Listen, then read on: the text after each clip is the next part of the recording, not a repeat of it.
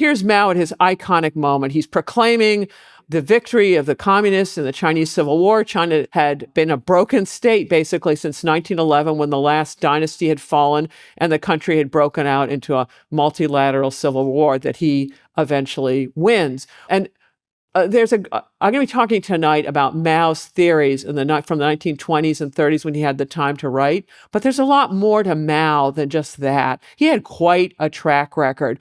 Once he won the Civil War, he imposed a social revolution. What's that? It's more than a political revolution. You're not just replacing the government. You're going to wipe out entire social classes. And I don't mean then, hey, here's your one-way ticket out of here kind of way. No, social revolution is here's a mass grave, dig it, and then you're in it kind of way. So if you look at these statistics of Chinese deaths in many of their wars, this is from much of the Maoist period, I think it's 45 to 75, what you'll notice, the figures in white, I believe, are civilian deaths, not military deaths. And it gets really quite ugly. There are more Chinese civilian deaths here than all deaths in World War II.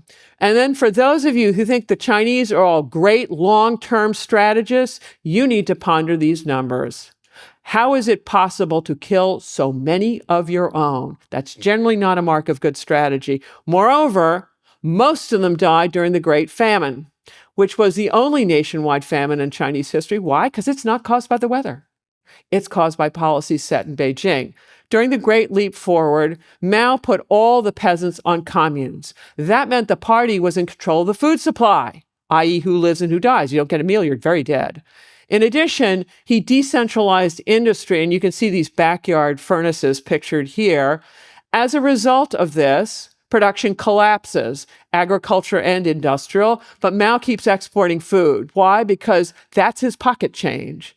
That is a major source of government income if he wants to be able to do anything. So they keep exporting food.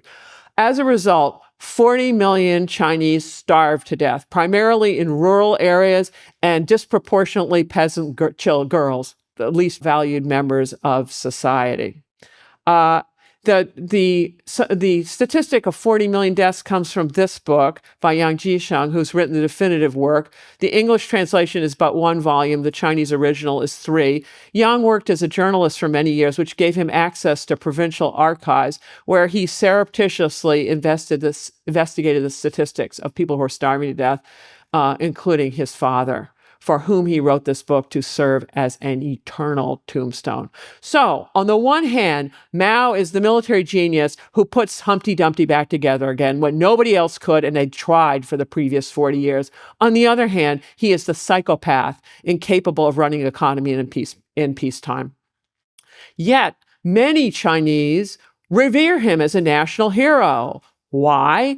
Because in their minds, certainly of the Han, the preponderant group in China, one of the key things that their country should and must be is a great power.